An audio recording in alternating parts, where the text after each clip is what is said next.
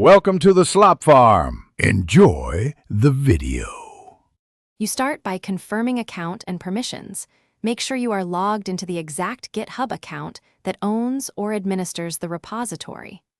Once signed in, navigate directly to the repository page using your profile or organization's repository list. If you do not see settings, you likely lack admin access, so request owner privileges.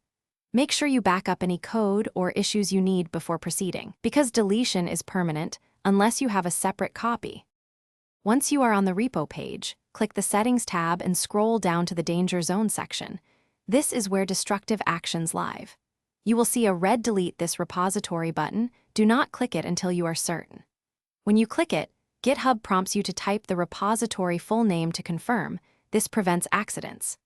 Make sure collaborators know of the deletion and that you saved any necessary branches, releases, or wiki content before confirming.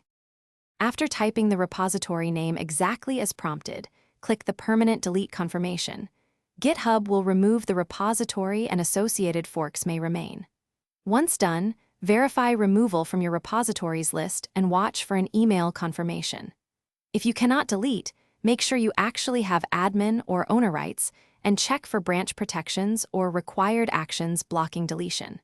If problems persist, contact the organization owner or GitHub support and provide.